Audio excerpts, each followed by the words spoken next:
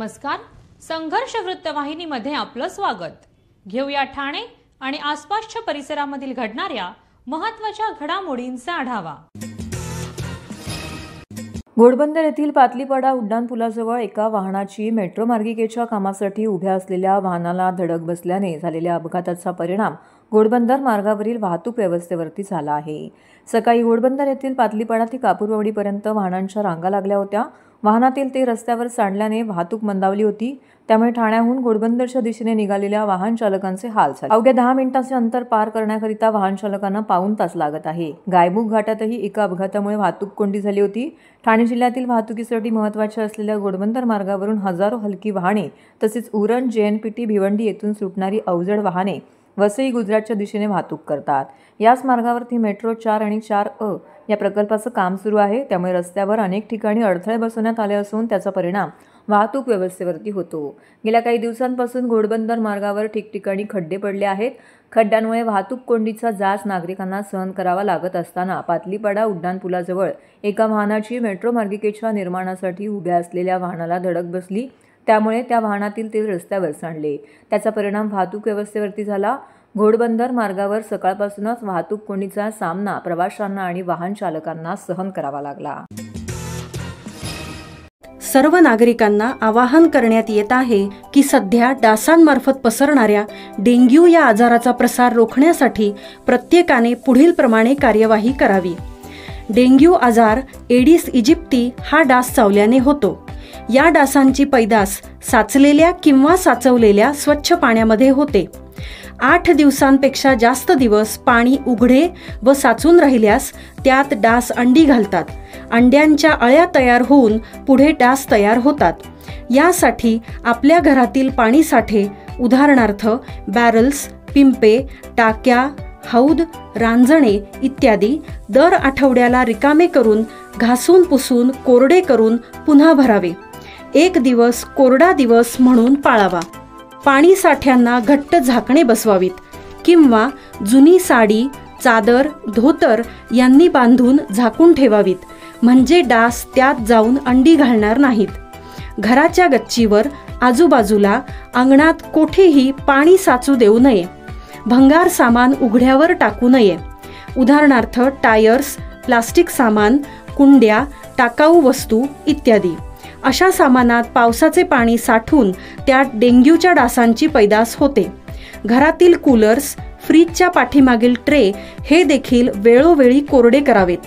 लक्षात ठेवा, नुसत्या फवारणीने डास घनता कमी होत नाही, तर त्यासाठी डास पैदास ठिकाणे नष्ट करणे ही आपल्या सर्वांची जबाबदारी आहे।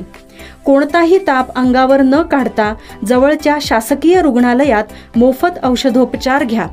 अशा प्रकारे नागरिकांनी सहकार्य केल्यास डेंग्यूचा प्रसार रोखणे सहज शक्य आहे।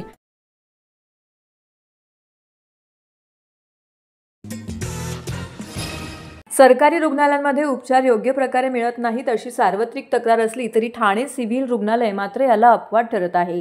गरजू रुग्णांना महात्मा फुले जन आरोग्य योजना व धर्मदाय रुग्णालय योजना अंतर्गत मोफत आणि गुणवत्तापूर्ण उपचार मिळवून देण्यात ठाणे सिव्हिल हॉस्पिटल मानवता धर्म पाळला आहे। सिव्हिल रुग्णालयात दररोज साधारणतः 600 ते 700 रुग्ण उपचारासाठी येत असून काहींवर लहान मोठ्या शस्त्रक्रिया व उपचार नियमितपणे पार पाडले जात आहेत। रुग्णालयात काही सुविधा उपलब्ध नसल्यास अशा गरजू रुग्णांना तातडीने दुसऱ्या रुग्णालयात पाठवण्याची कार्यपद्धती ठाणे सिव्हिल रुग्णालयात यशस्वीपणे राबवली जाते। जिल्हा शल्यचिकित्सक डॉक्टर कैलास पवार, अतिरिक्त जिल्हा शल्यचिकित्सक डॉक्टर धीरज महांगडे यांच्या मार्गदर्शनाखाली 2024 ते 2025 या कालावधीत जिल्हा रुग्णालय ठाणे येथून सुमारे 50 गरजू रुग्णांना मोफत उपचार मिळवून देण्यात आले। रुग्णालयात उपचार शक्य नसलेल्या जटिल प्रकरणांमध्ये संबंधित रुग्णांना महात्मा ज्योतिबा फुले जनआरोग्य योजना तसेच धर्मदाय रुग्णालय योजनेअंतर्गत खाजगी रुग्णालयामध्ये दाखल करून त्यांच्यावर चांगले उपचार करण्यात आले आहेत। यामध्ये कर्करोगाचे 5 रुग्ण, 2 गुडघा प्रत्यारोपण, हृदयविकार आणि संबंधित उपचार, 3 रुग्ण इत्यादी इतर गंभीर आजारी रुग्णांवरती DY पाटील रुग्णालय Nerul, Kalyan cancer centre, Bethany hospital, Bhaktivedanta hospital, Kaushalya medical foundation इत्यादी रुग्णालयांमध्ये मोफत उपचार करण्यात आलेले आहेत। ठाणे जिल्हा शल्यचिकित्सक डॉक्टर कैलास पवार यांनी पत्रकारांशी बोलताना सांगितलं की गरजू, गोरगरीब आणि आर्थिकदृष्ट्या दुर्बल घटकातील रुग्णांसाठी राबवण्यात येणाऱ्या विविध शासकीय आरोग्य योजना आणि ठाणे रुग्णालयाची सेवा केंद्रित कार्यशैली अशा रुग्णांसाठी एक मोठा दिलासा ठरत आहे। Kailas Pawar, civil surgeon Thane. उजिरी जिल्हा हा खूप मोठा आहे आपल्याकडे आणि आपल्याला रेफरल सेंटर जे आहे ते KMJJ, सायन मुंबईला आहेत. तर आपले रुग्ण जेव्हा आपण पाठवतो तेव्हा तिकडे बऱ्यापैकी त्यांना त्रास होतात. ज्या काही आपण जास्तीत जास्त लोकांना सेवा द्यायचा इथं प्रयत्न करतो, पण ज्या काही खरोखर जटिल अवघड शस्त्रक्रिया आहेत, हृदयाच्या, कॅन्सरच्या किंवा अजून काही जे गुडघ्याच्या रिप्लेसमेंट वगैरे असतील किंवा मोठ्या मोठ्या ज्या शस्त्रक्रिया असतील त्यासाठी या हॉस्पिटलमध्ये बऱ्याच वेळा शक्य होत नाही. पण तरी आम्हाला जेव्हा असे रुग्ण येतात किंवा अशा रुग्णांचे नातेवाईक भेटतात, आम्ही त्यांना बोलतो, इथे ॲडमिट करायला सांगतो. ॲडमिट केल्यानंतर आपण रुग्णाची सगळे चौकशी केल्यानंतर त्याच्याकडे रेशन कार्ड कुठलं आहे, त्याच्याकडे डॉक्युमेंटेशन चेक करून विविध ठिकाणी आपण जे ठाणे जिल्ह्यातले हॉस्पिटल आहेत किंवा मुंबईतले जे हॉस्पिटल मोठे आहेत ते प्रायव्हेट हॉस्पिटल जे ट्रस्ट हॉस्पिटल्स आहेत, महात्मा ज्योतिबा फुले जनआरोग्य योजनेअंतर्गतचे हॉस्पिटल आहेत, आयुष्यमान भव अंतर्गतचे हॉस्पिटल्स आहेत किंवा मुख्यमंत्री सहायता निधीचे असतील, तर पर्टिक्युलर ट्रस्ट हॉस्पिटलमध्ये आपण अशा लोकांना जे 10% त्यांच्यासाठी बेड म्हणजे कदाचित 20% बेड रिझर्व असतो, ते आपण पेशंट पाठवून आमची जी टीम आहे ते टीम सोशल वर्कर आहे, बाकीचे जे डॉक्टर आहेत, ही टीम त्याच्याशी कम्युनिकेशन करून आपण त्या रुग्णांना तिकडे पाठवून तिचं ऑपरेशन्स वगैरे किंवा जे काही ट्रीटमेंट लागेल ते फर्दर ट्रीटमेंट करून घेतो. एकमेव उद्दिष्ट आहे की जे गरीब गरजू रुग्ण आहे, जे पैसे नाही खर्च करू शकत किंवा इव्हन श्रीमंत असतील तरी काही इश्यू नाही, परंतु जे ज्यांना गरज आहे शस्त्रक्रिया किंवा ऑपरेशन ट्रीटमेंट वगैरेची, त्यांना मदत करणं हा एकमेव उद्दिष्ट आहे. त्यासाठी आमची अख्ख्या सिव्हिलची टीम, आमचे डॉक्टर असतील, नर्सेस असतील, ते हेल्प करायला तत्पर असतात आणि आम्ही मदत करतो. आतापर्यंत कितीतरी पेशंट आम्ही ह्या दृष्टीने याच्यामध्ये आम्ही त्यांना बाहेर, आमच्याकडे जे शक्य सर्जरी होत नाही किंवा जे ट्रीटमेंट होत नाही ते आम्ही बाहेर करून दिलेले आहेत आणि खरोखर त्या दृष्टीने त्या अँगलने आम्हाला त्याचं खरोखर समाधान वाटतं. आणि हा जो कार्य हा खूप चांगला आहे, जे आपण लोकांना मदतीचं काम जे करतो आहे. मी लोकांना एकच याद्वारे विनंती करेल, आव्हान करेल की तुमच्याकडे जे रुग्ण आहेत तुम्ही हताश होऊ नका. कृपया वेगवेगळ्या स्कीम्स आहेत, चॅरिटी हॉस्पिटल्स आहेत, महात्मा ज्योतिबा फुले जनआरोग्य योजना असतील, मुख्यमंत्री सहायता निधी असेल, आयुष्यमान भव असेल किंवा काही ट्रस्ट आहेत आपल्याकडे, सिद्धिविनायक ट्रस्ट असतील किंवा मग शिर्डीवाले साईबाबा ट्रस्ट आहे, अशा बऱ्याचशा ट्रस्टकडूनही काही पैसे आपल्याला मिळू शकतात, आपण ऑपरेशन करू शकतो. या लोकांना लक्षात ठेवा, जे अशक्य काही गोष्टी आहेत त्यांनी जर आम्हालाही अप्रोच केलं तर आम्ही त्यांना नक्कीच मदत करू. धन्यवाद. गेल्या काही महिन्यांपासून घोडबंदर येथील गायमुख घाटाची अक्षरशः चाळण झाली आहे. दररोज होणाऱ्या वाहतूक कोंडीमुळे नोकरदार हैराण झाले असून आता घाटाची काँक्रीटचा वापर करून दुरुस्ती करण्याचे निर्देश ठाणे महानगरपालिका आयुक्त सौरभ राव यांनी दिले आहेत. गेल्या अनेक वर्षापासून या भागात प्राधिकरणाकडून दुरुस्तीचे विविध प्रयोग करण्यात आले, परंतु दरवर्षी पावसाळ्यात घाट रस्त्यात खड्डे पडत असल्याने नागरिकांकडून संताप व्यक्त केला जात आहे. मुंबई अहमदाबाद मार्गे गायमुख घाटातून हजारो नोकरदार ठाण्याच्या दिशेने वाहतूक करतात. गुजरात वसई विरार भागातून JNPT बंदराच्या दिशेने वाहतूक करणाऱ्या अवजड वाहनांसाठी हा मार्ग महत्त्वाचा आहे. गेल्या काही दिवसांपासून येथील फाउंटन हॉटेल ते गायमुख घाट या ठाण्याच्या दिशेने वाहतूक होणाऱ्या रस्त्यांची स्थिती अतिशय बिकट आहे. त्यावरती खडी डांबर टाकूनही रस्त्यावर खड्डे पडतात. त्यामुळे या मार्गावरती वाहतूक कोंडी होत आहे. त्याचा परिणाम नोकरदार आणि अवजड वाहन चालकांना सहन करावा लागतो. वाहतूक कोंडी टाळण्यासाठी अनेक जण विरुद्ध दिशेने वाहतूक करतात, त्यामुळे कोंडीत भर पडते. अनेकदा मुंबई अहमदाबाद मार्गावरील चिंचोडीपर्यंत ही वाहतूक कोंडी होते. ठाण्यातील वाहतूक कोंडी संदर्भात ठाणे महानगरपालिका आयुक्त सौरभ राव यांच्या दालनामध्ये एक बैठक झाली. या बैठकीस ठाणे महानगरपालिकेचे नगर अभियंता प्रशांत सोनाग्रा, पोलीस उपायुक्त पंकज सिरसाट, सार्वजनिक बांधकाम विभागाचे अधीक्षक अभियंता सिद्धार्थ तांबे, ठाणे महानगरपालिकेचे उपायुक्त दिनेश तायडे, उपनगर अभियंता विकास ढोले, घोडबंदर रोडचे समन्वयक कार्यकारी अभियंता संजय कदम यांच्यासह मीरा भाईंदर महापालिका MMRDA वन विभागाचे अधिकारी येथे उपस्थित होते. खारेगावचे रहिवासी व उद्योजक सचिन पाटील यांच्या आई कैलासवासी हिराबाई लक्ष्मण पाटील यांचे गेल्या वर्षी 26 जुलै 2024 रोजी दुःखद निधन झालं असून तिथीनुसार बुधवारी 16 जुलै 2025 रोजी त्यांचा प्रथम पुण्यस्मरण सोहळा संपन्न झाला. ओम शिववास्तू बंगला खारेगाव येथे त्यांच्या राहत्या घरीच संपन्न झाला. यावेळी सदर कार्यक्रम आयोजित करण्यात आला होता. सकाळी 10 ते 11 वाजेपर्यंत स्मृती ठेवून जाती सांगीतिक कार्यक्रम गायक किसन फुलोरे, युक्ता पाटील, निरूपक सीमा कोंडे यांनी सादर केला. तसेच यावेळी भजन कीर्तनही सादर करण्यात आले.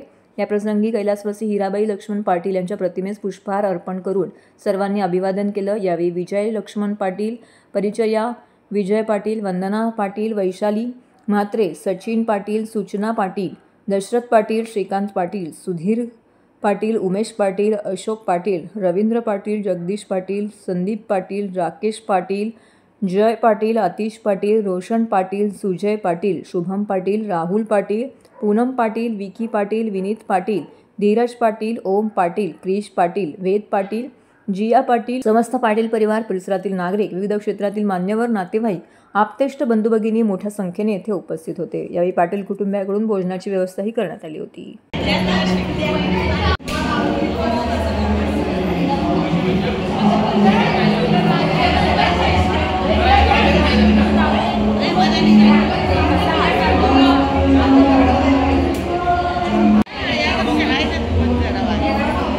हां माझ्याकडनं का बघू नॅचरल पाय पडतास.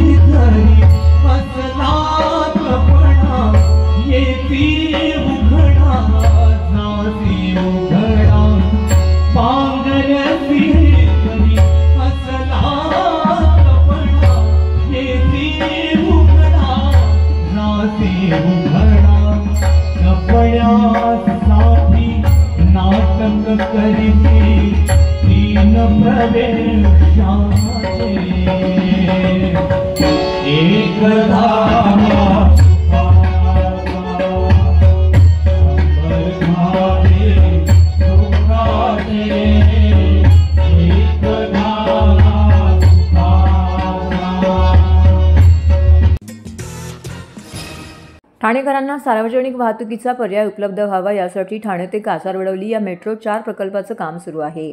यासाठी घोडबंदर रस्त्यावरील ओवळा कासारवडवली येथील स्थानकांचे बांधकाम पूर्णत्वाच्या मार्गावरती असून या स्थानकांवरती ये जा करणाऱ्या जिन्यांचं काम भर रस्त्यात करण्यात येत आहे.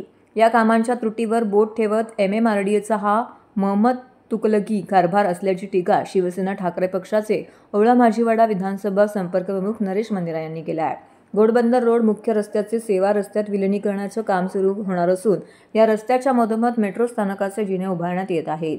त्यामुळे मेट्रो स्थानकाचे जिने रस्त्याच्या कडेला तयार करणं अपेक्षित आहे, परंतु हे जिने सेवा रस्ते आणि मुख्य रस्त्याच्या मधोमध म्हणजेच भर रस्त्यात उभारण्यात येत आहेत. हा MMRDAचा महमद तुगलकी कारभार असल्याची टीका शिवसेना ठाकरे पक्षाचे ओवळा माजीवाडा विधानसभा संपर्क प्रमुख नरेश मंदिरा यांनी केला असून त्याचबरोबर एक लेखी पत्राद्वारे MMRDAचे महानगर उपायुक्तांना निदर्शनास देखील हा प्रकार आणून दिला आहे. शिवाय वाहन चालकांचा वेळ इंधनही वाया जाणार असल्याचं मंदिरा यांनी पत्रात म्हटलंय. त्यासाठी घोडबंदर विलिनीकरण रस्त्याच्या दोन्ही बाजूस निदान 9 मीटरचा सेवा रस्ता ठेवण्याची आणि संबंधित अधिकाऱ्यांना याबाबत येथील प्रत्यक्ष जागेवर पाहणी करून पुढील योग्य ती कारवाई करण्याचे आदेश द्यावेत अशी विनंती नरेश मंदिरा यांनी महानगर आयुक्तांना दिली आहे. तर हे होतं संघर्ष वृत्तवाहिनीचं आजचं बातमीपत्र. उद्या पुन्हा भेटू याच वेळी याच ठिकाणी ताज्या घडामोडींसह. तोपर्यंत नमस्कार.